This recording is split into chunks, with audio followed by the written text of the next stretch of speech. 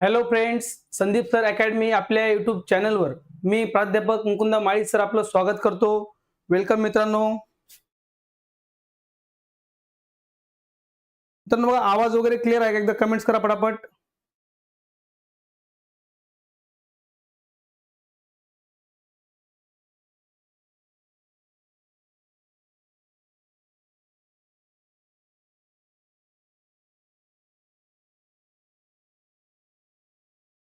मित्रांनो, जे विद्यार्थी मित्र लाईव्ह आलेले आहेत त्यांनी मित्रांनो कमेंट्स करायचे आहेत. आवाज वगैरे क्लिअर आहे का?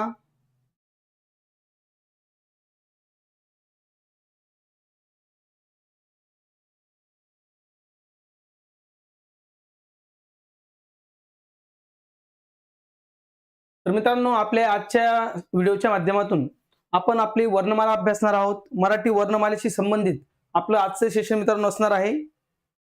आपण बघा आता मित्रांनो रेग्युलरली लेक्चर कंटिन्यू करूया आपल्यासाठी.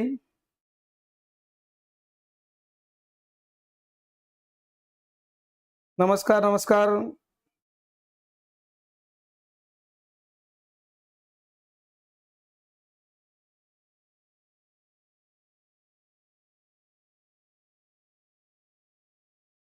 तर मित्रांनो, आवाज वगैरे क्लिअर असेल, पिक्चर क्वालिटी क्लिअर आहे. चला ओके, सुरुवात करूया आपल्या आजच्या सेशनला.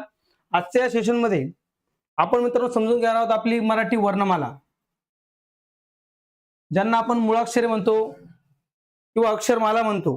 अशी आपली वर्णमाला आजच्या सेशन मध्ये मित्रांनो आपण थोडक्यात समजून घेणार आहोत. वर्णमालेला बघा आपण सुरुवात केलेली होती. मागच्या सेशन मध्ये आपण वर्णमालेशी संबंधित काही महत्त्वाच्या बाबी मित्रांनो समजून घेतलेल्या आहेत. ओके.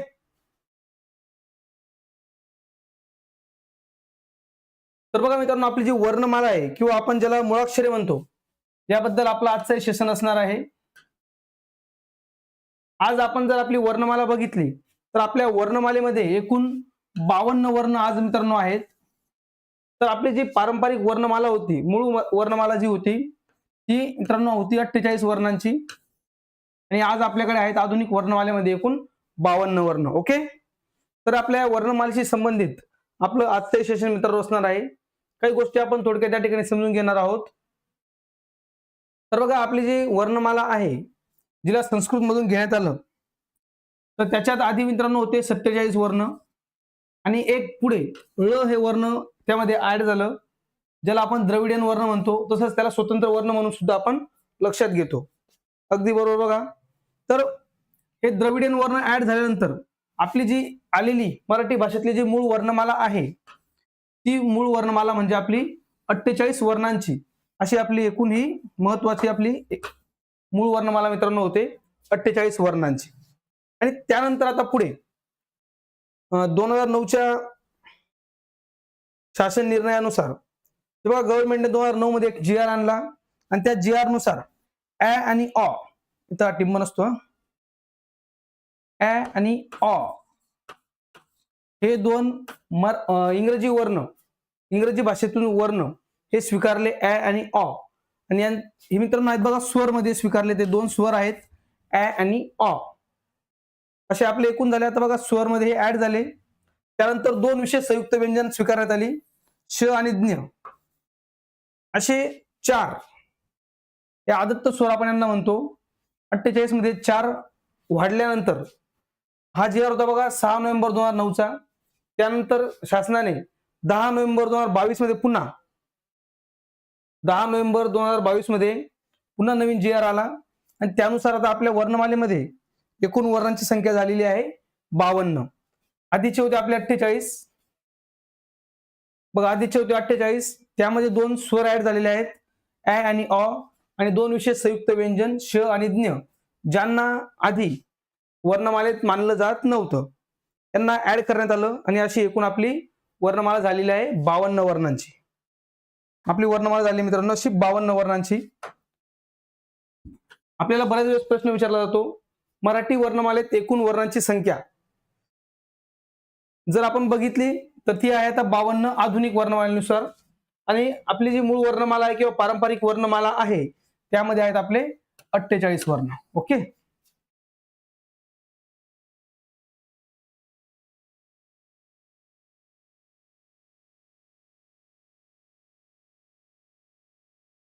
तर आता बघा हे 52 वर्ण मित्रांनो आपल्याकडे आहेत.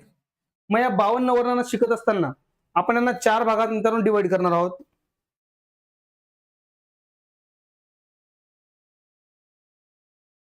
तर बघा वनरक्षक भरती कधी होईल, काय होईल, एक एक भरत्या टप्प्याटप्प्याने मित्रांनो येत राहतात. आपलं काम आहे आपण प्रॅक्टिस चालू ठेवावी. आपण तयार असलं पाहिजे. जेव्हाही भरती असेल तेव्हा आपण तयार असलं पाहिजे मित्रांनो. त्यामुळे कोणती भरती कधी होईल जास्त काळजी करण्यापेक्षा आपण तयारीत राहा. एकांतर एक भरती आपल्याला मिळत राहतात दरवर्षी आपण बघतो. तर या 52 वर्णमालांना आपल्या वर्णांना आपण 4 प्रकारे मित्रांनो समजून घेतो. त्यात आपला पहिला वर्ण येतो बघा, तो म्हणजे स्वर. दुसरा असतो आपला स्वरादी. तिसरे आहेत आपले व्यंजन. आणि चौथे आहेत आपले विशेष संयुक्त व्यंजन. विशेष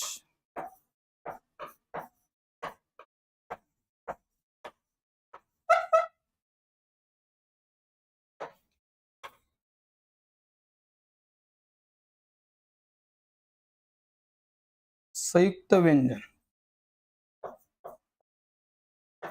हे जे मित्रांनो आपले 52 वर्ण आहेत त्यांना आपण 4 प्रकारे डिवाइड करतो. स्वर आहेत आपल्या आधी बघा 14 स्वर आहेत. स्वरादी आहेत 2. आपले व्यंजन आहेत 34 आणि त्यानंतर विशेष संयुक्त व्यंजन आहेत आपल्याकडे 2.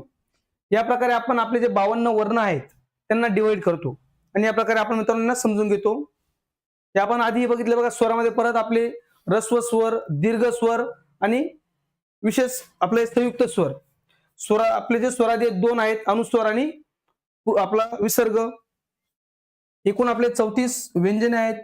यामध्ये 25 आपले स्पर्श व्यंजन वगैरे ते डिटेलमध्ये आपण पाहणार आहोत. आणि विशेष संयुक्त व्यंजन आपल्याकडे आहेत 2, श आणि ज्ञ. या प्रकारे आपले हे एकूण मिळून 52 वर्णांची आपली वर्णमाला मित्रांनो ही तयार होते. ओके, 52 वर्णांची या प्रकारे आपली वर्णमाला ही मित्रांनो तयार झालेली आहे. चला व्हिडिओला लाईकही करत चला मित्रांनो. बघा जे विद्यार्थी मित्र लाईव्ह आहेत लाईकही करा, शेअरही करून द्या. स्वर 14 आहेत, स्वरादी 2, आपले व्यंजन 34 आणि विशेष संयुक्त व्यंजन 2. बघा सगळ्यांचे उत्तर या ठिकाणी अगदी बरोबर येत आहेत. सगळ्यांना या गोष्टी माहिती आहे चांगल्या प्रकारे. आपण याबद्दल आधी एक सेशन मित्रांनो घेतलेलं आहे. तर मग चला आपले जे 52 वर्ण आहेत त्यांना आपण या ठिकाणी थोडक्यात समजून घेऊया. तर बघा आपले एकूण स्वर जर मित्रांनो आपण बघितले तर आपण बऱ्याच वेळेस विचारलं कुठून तर कुठपर्यंत स्वर आहेत. तर बऱ्याच वेळेस विद्यार्थी काय म्हणतो अ पासून आहा पर्यंत. तर अ पासून आहा पर्यंत स्वर नसतात. ओके, हे मित्रांनो आपले चुकीचं ठरतं. कारण अ पासून जर आपण आहा पर्यंत म्हटलं तर आता एकूण किती होतील, 18 होतील. अ पासून आहा पर्यंत जर मित्रांनो आपण बघितलं तर 18 होतील. बरोबर आहे की नाही.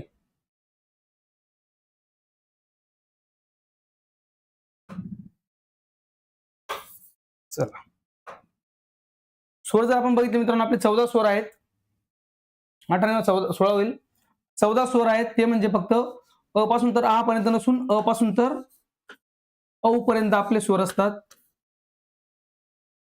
यामध्ये बघा आपलं अ आ इ ई, उ ऊ, हा रू ऋषीचा आणि हा लू. हे पण मित्रांनो आपली जी 12 खडी होती, 12 खडीमध्ये हे स्वर नव्हते आणि ऍ आणि अ हे 2 स्वरही नव्हते. तेव्हा आपण 12 खडी म्हणत होतो. 12 खडी मित्रांनो आपली बघा 14 खडी झाली. 14 खडीमध्ये ऍ आणि अ यांना घेण्यात आलं. ऍ अ मिळून झाली आपली 14, 2 ऍड झाले, 14 खडी झाली. त्यानंतर हा जो रू आणि हा लू आहे यांनाही आपल्या 12 खडीमध्ये स्थान देण्यात आलेलं आहे. आणि आपली जी आजची 12 खडी आपण जे शिकणार आहोत, आता 12 खडी न राहता आपल्याला मित्रांनो मिळते 14 खडी. 12 खडी न शिकता आपण आता मित्रांनो काय शिकतो आहोत, 16 खडी शिकत आहोत. आता आपण रू लू ऍ आणि अ यांनाही आपल्या 12 खडीमध्ये स्थान दिल्यानंतर त्यांचाही मिळून 12 खडी न राहता आता आपली 16 खडी झालेली आहे.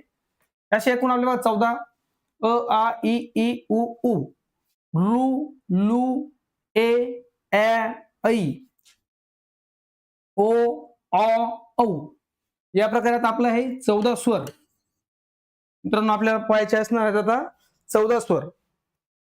या 14 स्वरांमध्ये दीर्घ स्वर, ह्रस्व स्वर आणि संयुक्त स्वर. डिटेलमध्ये आपण मित्रांनो समजून घेऊया.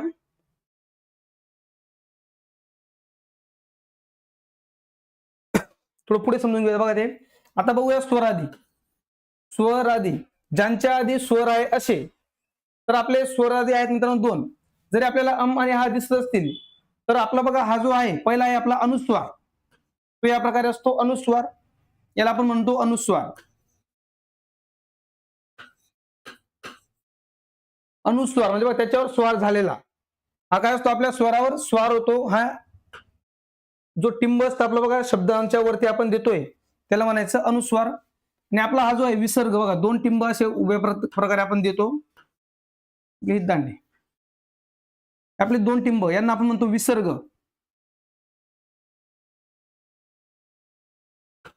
अनुस्वार आणि विसर्ग हे आपले दोन स्वरादी मित्रांनो आहेत.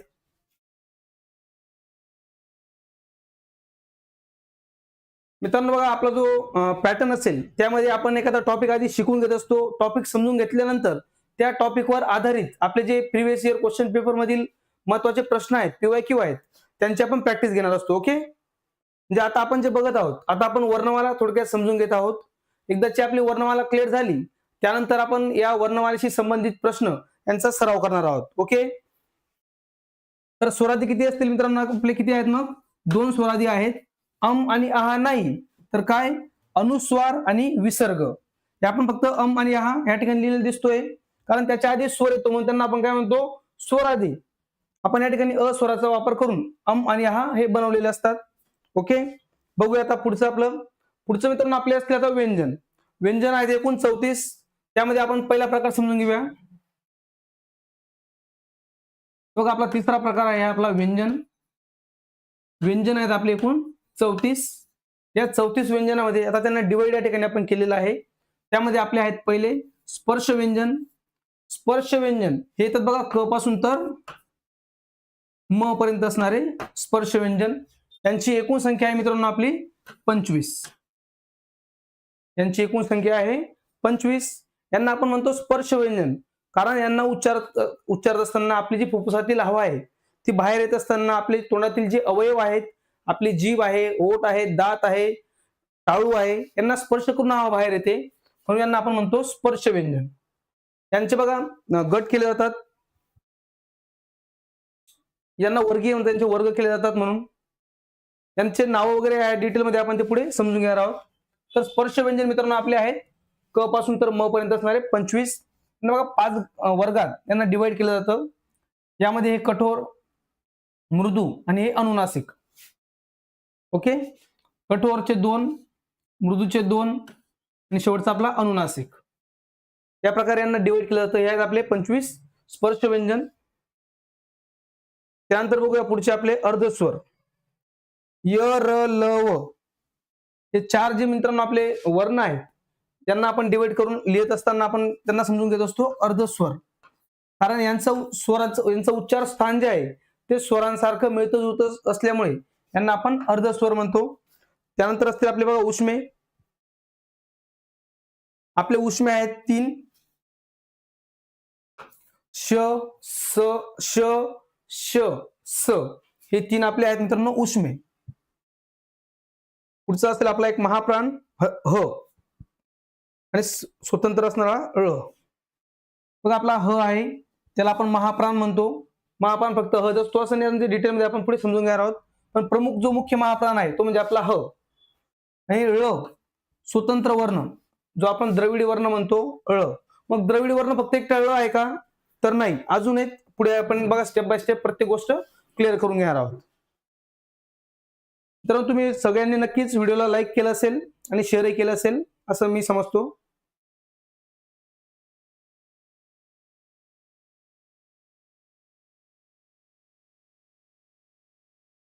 ओके, तर बघा हे झाले आपले एकूण 34 व्यंजने. 25 स्पर्श, अर्धस्वर आहेत आपले 4, उष्मे आहेत 3, महाप्राण 1 आणि स्वतंत्र वर्ण 1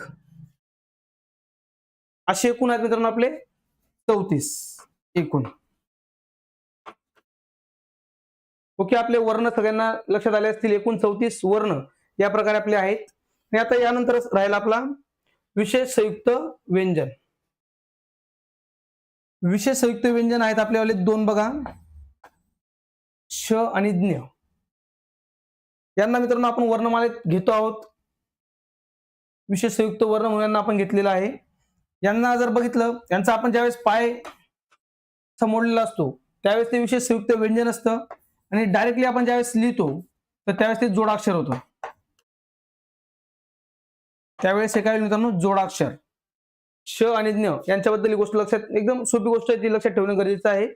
जर पाय मोडलेला असेल तर ती आहे आपलं विशेष संयुक्त व्यंजन, आणि जर डायरेक्टली आपण त्याला जर लिहून घेतला तर त्याचा पाय मित्रांनो आपण मोडला नाही तर तो होतो आपला जोडाक्षर. तर या प्रकारे आपले हे आहेत एकूण दोन विशेष संयुक्त व्यंजन, आणि हे जे आपण या ठिकाणी लिहिलेले वर्ण आहेत हे झाले आपले एकूण 52 वर्ण. ओके, लक्षात आलं असेल मित्रांनो. या प्रकारे आपले एकूण 52 वर्ण आहेत. आपल्या आधुनिक वर्णमालेमध्ये आपले झालेले आहेत एकूण 52 वर्ण.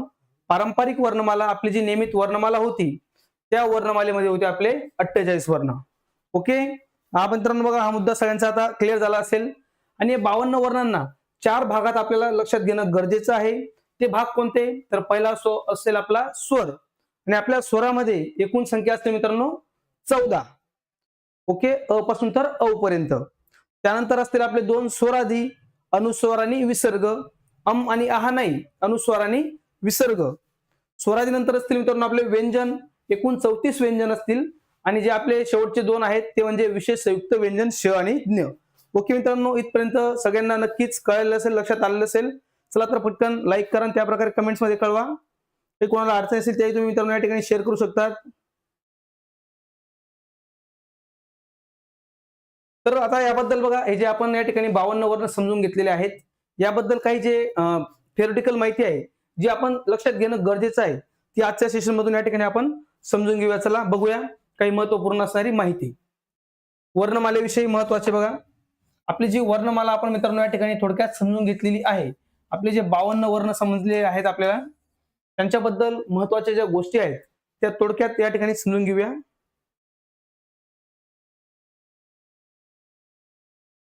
तर कुठल्या गोष्टी असतील बघा, तर आपली जी मूळ वर्णमाला होती ती म्हणजे 48 वर्णांची होती. तर आधुनिक वर्णमाला आज आहे आपली 52 वर्णांची. या संदर्भातही प्रश्न येतो बऱ्याच वेळेस, आणि सिली मिस्टेक म्हणतो बघा आपण. सिली मिस्टेक म्हणण्यापेक्षा म्हणजे या गोष्टी व्हायलाच नको या प्रकारे लक्षात घ्या. तर आधी आपले 48 वर्ण मूळ वर्ण, आणि आधुनिक वर्णमाला म्हणजे 52 वर्णांची. यामध्ये बघा आता इंग्रजी जे स्वर आहेत, इंग्रजी स्वर आपण घेतलेले दोन, त्यांना आपण म्हणतो आदत्त स्वर, ऍ आणि अ. लिहून घेतो बघा, ऍ आणि दुसरा आहे अ. यांना म्हटलं जातं आदत्त स्वर, कारण यांना आपण घेतलेलं आहे, दत्तक घेतलेले असे आदत्त स्वर ऍ आणि अ. आणि यांना जे घेण्याचं काम केलं बघा प्राध्यापक अरविंद मंगळूरकर. या ऍ आणि अ या इंग्रजी स्वरांना आपल्या मराठी वर्णमालेत घ्यावं ही शिफारस केली प्राध्यापक अरविंद मंगळूरकर यांनी. ही गोष्ट लक्षात घ्या. त्यांना कंठस्थ होतो किंवा यांचा कंठ तालव्य उच्चार वगैरे हे जे आहेत याशी संबंधित आतापर्यंत जर प्रश्न काही जास्त करून विचारलेले नाहीत, पण या गोष्टी लक्षात घ्या बघा. आपल्या वर्णमालेमध्ये ए नंतर ऍ असल्याने ऍचा जो उच्चार आहे तो कंठ तालव्य मानावा, असं बरेच तज्ञ लोक जे आहेत, तज्ञ जे आहेत मराठी भाषेतले आपले, ते म्हणतात या प्रकारे. आणि ओ नंतर अ आपण घेतो. आपण जे वर्णमालेतलं स्थान, यांचं जे आपल्या स्वरांमध्ये असणारं स्थान आहे ते बघा, ए नंतर आपण ऍ घेतो, म्हणून त्याचा जो उच्चार आहे तो कंठ तालव्य सारखा होतो, बरोबर. आणि ओ नंतर आपला अ घेतो, तर अचा जो उच्चार आहे तो कंठोष्ठ मानला जातो, मानावा या प्रकारे जे आहे ते मानलं जात आहे. त्या गोष्टी लक्षात घ्या. यांच्याबद्दल अजून आपल्याला प्रश्न विचारण्यात आलेला तर नाही, किंवा यांना संयुक्त स्थान दिल्यामुळे त्यांचा उच्चारही त्या प्रकारचा दीर्घ होतो, दीर्घ मानावा, हे जे काही गोष्टी आहेत. आता डायरेक्ट यांना संयुक्त व्यंजन मानावं का, तर नाही, पण त्या ठिकाणी यांना स्थान देण्यात आलेलं आहे, त्यांच्या जवळ स्थान देण्यात आलेलं आहे, त्यांचा उच्चार दीर्घ होतो हे मानलं जातं. त्या ज्या गोष्टी आहेत त्या मानल्या जात आहेत. तज्ञ लोक याबद्दल अजून पुढे त्यांचे विचार अजून मांडतील, पण आज यांना या प्रकारे मानलं जात आहे. ओके, आणि आपल्याला प्रश्न येतो तो या प्रकारे, तो म्हणजे आपल्या मराठी वर्णमालेत ॲ आणि अ या स्वरांना काय म्हणतात? तर यांना म्हटलं जातं आदत्त स्वर. आदत्त का म्हणतात? कारण आपण यांना काय केलं मित्रांनो, दत्तक घेतलेलं आहे. इंग्रजी भाषेतून यांना आयात केलेलं आहे, घेतले की नाही, पण त्यांना आदत्त म्हटलं जातं. आणि यांना स्थान देण्यात यावं हे कोणी मांडलं? तर ते प्राध्यापक अरविंद मंगळूरकर यांनी ॲ आणि अ या स्वरांना वर्णमालेत स्थान दिलेलं आहे. या संबंधित आपल्याला प्रश्न मित्रांनो विचारले जातात. तर या प्रकारे गोष्टी या ठिकाणी लक्षात घ्या. पुढचे काही महत्त्वाचे पॉईंट समजून घेऊया. ते बघा, श आणि ज्ञ या दोन विशेष संयुक्त व्यंजनांबद्दल. श आणि ज्ञ हे जे आपले दोन विशेष संयुक्त व्यंजने आहेत, यांना आपल्या वर्णमालेत त्यांचा समावेश करावा असा जो विचार आहे तो कोणाचा होता बघा? महादेव पांडुरंग सबनीस, म.पा. सबनीस यांनी हा विचार मांडला की आपले जे श आणि ज्ञ आहेत यांना आपण वर्णमालेत स्थान द्यावं. त्या संबंधित आपल्याला प्रश्न विचारला जातो. त्यानंतर बघा, आता आपण जे बघितलं, श आणि ज्ञ लिहिताना ज्यावेळेस त्यांचा पाय मोडलेला असतो मित्रांनो, हे असतात आपले विशेष संयुक्त व्यंजन. जर आपण यांचा पाय नाही मोडला, डायरेक्टली या प्रकारे लिहिले जर असतील, बघा एक छोटासा हा पाय मोडलेलं जे चिन्ह छोटस, हे जर नसेल आणि खालीलपैकी कुठला वर्ण नाहीये, संयुक्त वर्ण नाहीये, आणि त्याच्यात एखादा या दोघांमधून पाय न मोडता दिलेला असेल, तर ते आपलं उत्तर होऊ शकतं. बघा, एक एक मार्काची व्हॅल्यू खूप मोठी असते मित्रांनो. एक मार्क आपला जवळपास बघा 5 ते 10 लाखाचं नुकसान करू शकतो. कारण आपली 1 वर्षासाठी मेहनत जी असते, आपल्या जॉब लागण्यासाठी जी असणारी, ती एक मार्क्स आपला एक छोटीशी चूक हे आपला मोठं नुकसान करू शकणारी असते. त्यामुळे बघा या गोष्टी लक्षात घ्या. जर पाय मोडलेला असेल तर त्यावेळेस तो असेल आपला विशेष संयुक्त व्यंजन. ओके. जर पाय मोडलेला नसेल मग ते काय असतं आपलं, तर तो असतो आपला जोड शब्द, त्याला म्हणतो आपण जोडाक्षर. ओके. ते काय तयार होतं, आपलं जोडाक्षर तयार होतं. ही गोष्ट लक्षात घ्या. आणि महादेव पांडुरंग सबनीस यांनी आपले विचार, यांनी त्यांना स्थान द्यावं हे विचार मांडले श आणि ज्ञला. त्यानंतर बघा, रु लू या स्वरांचा 14 खडीत समावेश होत नाही. मग आपली 14 खडी जर आपण बघितली, आधी आपण 12 खडी शिकलेलो आहोत सगळेजण. बघा, तुमच्यातले 90% विद्यार्थ्यांना 12 खडी ऑलरेडी माहित असेल. आपण जी क पासून तर कहा पर्यंत म्हणत आलेलो आहोत, क का की की. ओके. काय म्हणतात, एक ए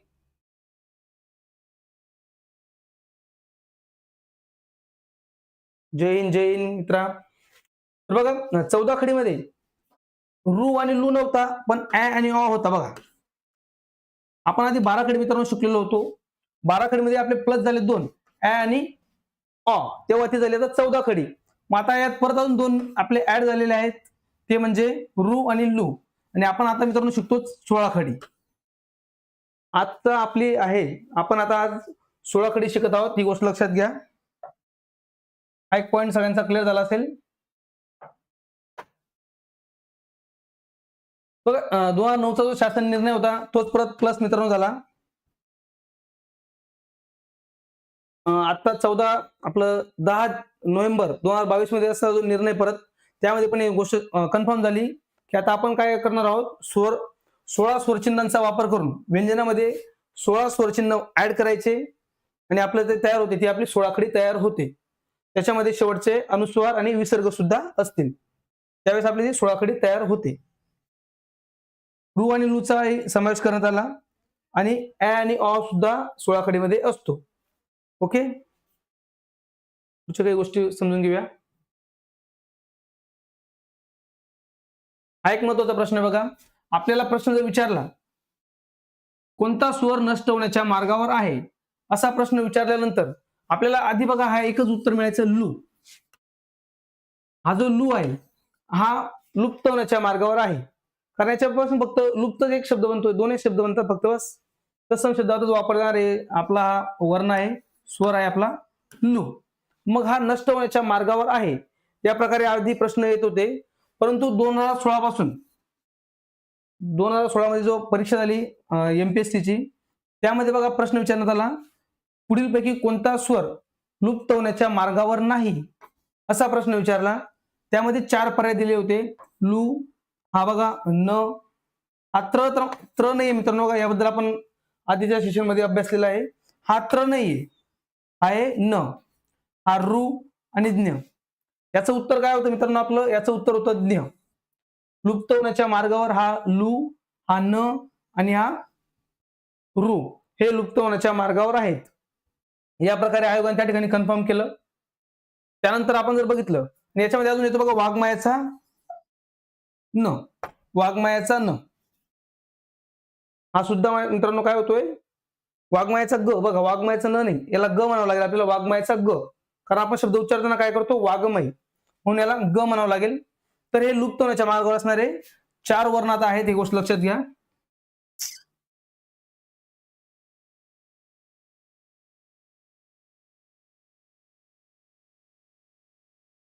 आणि आता फक्त एकमेव द्रविडी वर्ण नाही, ही गोष्ट लक्षात घ्या.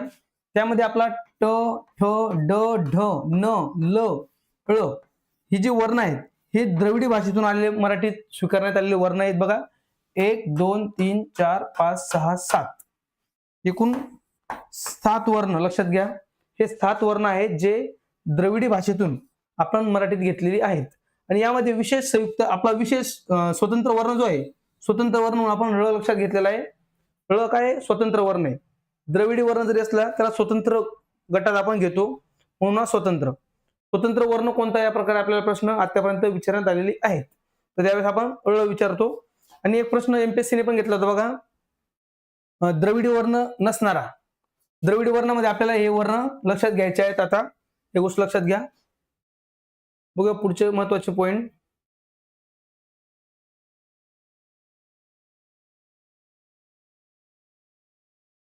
चला बघा. तर बघा नष्ट होण्याच्या मार्गावर, भविष्यात नष्ट होण्याची शक्यता कोणत्या कोणत्याची आहे? तर रुची आहे, हा न, हा रु आणि हा ग, वाघमायाचा ग. हे 4 वर्ण लक्षात घ्यायचे मित्रांनो आपल्याला, नष्ट होण्याच्या मार्गावर असणारे. ओके. त्यानंतर र या वर्णाचा उच्चार जर आहे, तो उच्चार करताना काय होतं? कंपन होतं, म्हणून त्याला कंपित वर्ण म्हणतात. हा एक सेपरेट असणारा एकमेव कंपित वर्ण आहे आपल्या वर्णमालेमध्ये. शब्दांच्या शेवटी व्यंजनाचा पाय मोडलेला जर असेल, बघा व्यंजन जे असेल, समजा आता आपण क हे व्यंजन घेतलं, याचा जर पाय मोडलेला असेल या प्रकारे, तर तो व्यंजनांत होतो. कारण व्यंजनावर त्या शब्दाचा काय झाला? अंत झाला, म्हणून त्याला म्हणायचं व्यंजनांत. पण समजा जर पाय मोडलेला नसेल, मग जर पाय मोडलेला नसेल तर त्याला म्हणायचं स्वरांत. जे आपले व्यंजन आहेत त्यांचं नावच मित्रांनो आपण, आपल्याला माहिती आहे स्वरांत म्हणतो आपण, कारण त्यांच्या अंत म्हणजे त्यांच्या शेवटी स्वर येतो. जर आपण हा क बघितला, याची जर फोड केली तर बघा हा आपला क, आणि त्यात मिसळला जातो आपला अ, त्यावेळेस काय होतं? हा पूर्ण क तयार होतो. म्हणजे ते शेवटी कोण असतो? आपला स्वर असतो, म्हणून त्याला म्हणायचं स्वरांत. म्हणजे जे आपले वर्ण आहेत 34 वर्ण, त्यांचे जे नाव आहे त्यांचंच नाव मित्रांनो दुसरं नाव आहे स्वरांत, कारण त्याच्या शेवटी अंत म्हणजे शेवटी या प्रकारे आपला वर्णाच्या शेवटी स्वर हा येत असतो. ओके.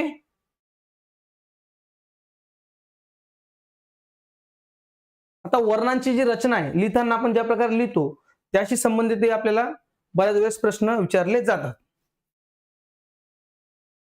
तर त्या संबंधित कशा प्रकारे प्रश्न आहेत, 1 मिनिट समजून घेऊया बघा.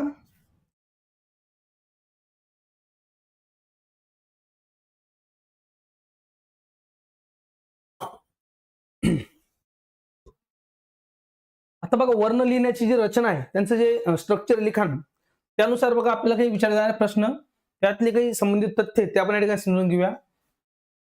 शेवटी स्वतंत्र उभा दंड असलेले वर्ण जे आहेत, दंड असणारे, म्हणजे बघा श, न, ग. आता श जो मित्रांनो आहे त्याला या प्रकारे लिहायचं असणार बघा, दीर्घयुक्त. श हे जे वर्ण आहे त्याला लिहिताना दीर्घयुक्त लिहिलं जातं, ते आपलं लक्षात घ्या. म्हणजे आपण आतापर्यंत या प्रकारे जो श लिहित आलेलो आहोत हा चुकीचा आहे. श लिहायचं असेल तर या प्रकारे देठयुक्त लिहावा, या प्रकारे ते म्हटलं जातं. ही गोष्ट लक्षात घ्या, देठयुक्त आपला श असणार आहे.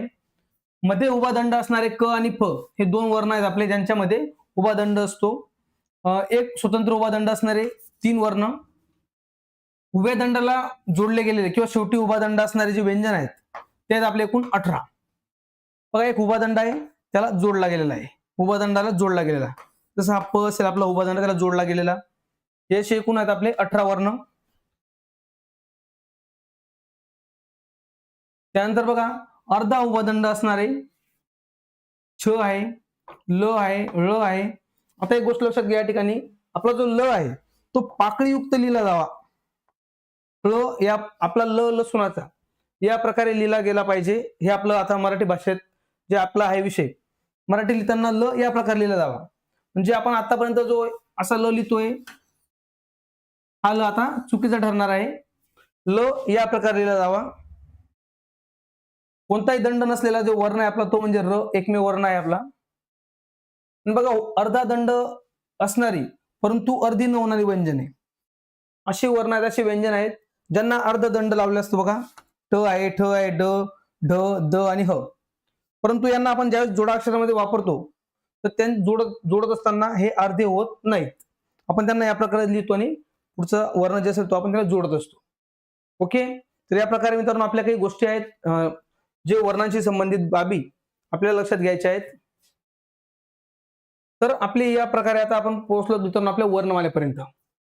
आपण वर्णमाला समजून घेतली. आपण 52 वर्ण जे आहेत ते थोडक्यात समजून घेतले.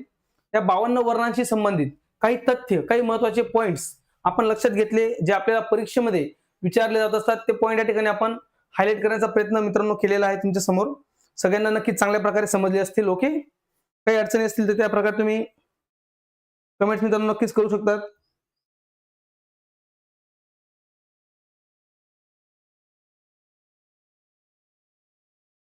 आता आपण बघूया आपली वर्णमाला आणि आपल्या वर्णमालेतले आपले जे वर्ण आहेत या वर्णांचे प्रकार आपण या ठिकाणी समजून घेऊया.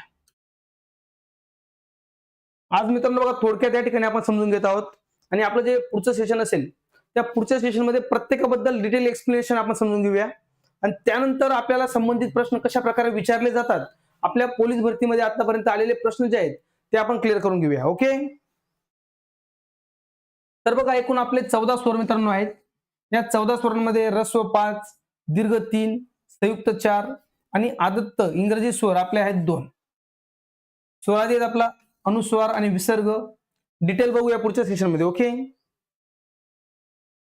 आपले जे व्यंजन आहेत ज्यांना स्वरांतही म्हणतात आणि परवर्णही म्हणतात. बघा, स्वरांत म्हणजे का, आता आपण मागे बघितलं, यांच्या शेवटी काय असतो, एक स्वर आलेला असतो तेव्हा त्यांचा स्वरांत होतो.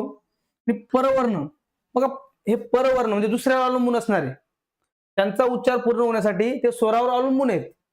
ते अवलंबून असल्यामुळे काय झाले, परवर्ण. पर म्हणजे दुसरा, परक्यावर अवलंबून असणारा. ओके, तो परवर्ण. असे एकूण 34 व्यंजन आपल्याकडे आहेत, आपल्याला वर्णमालेत शिकायचे असणार आहेत. त्यामध्ये 25 आपले स्पर्श व्यंजन आहेत, त्यातले कठोर 10, मृदू 10 आणि 5 अनुनासिक.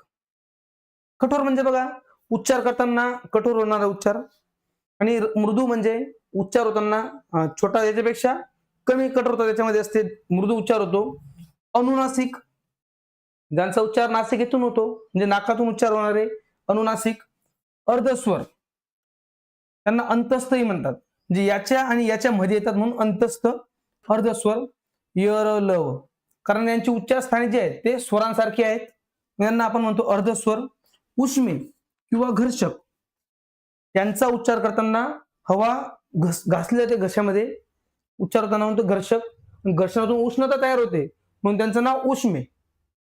Okay, PDF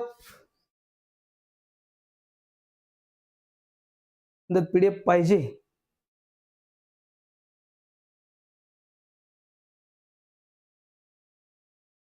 PDF. तर मित्रांनो बघा, पीडीएफ आपल्या, तुम्ही एक काम करायचं, स्टडी विथ संदीप सर हे जे मित्रांनो आपलं ऍप आहे, हे ऍप्लिकेशन डाउनलोड करा. त्या ठिकाणी तुम्हाला फ्री कोर्स उपलब्ध आहेत, पेड कोर्स उपलब्ध आहेत, पीडीएफ त्या ठिकाणी तुम्हाला मित्रांनो उपलब्ध आहेत. पीडीएफ या ठिकाणी तुम्हाला उपलब्ध होतील. स्टडी विथ संदीप सर हे ऍप मित्रांनो डाउनलोड करायचं आहे. त्या ठिकाणी तुम्हाला पीडीएफ वगैरे सगळे काही उपलब्ध असेल, कोर्स उपलब्ध आहेत. त्यानंतर बघा, आपला महाप्राण. महाप्राण वर्ण आहे आपल्याकडे एक, तो म्हणजे ह. आणि द्रविडियन वर्ण, स्वतंत्र वर्ण, तो आहे आपला ळ.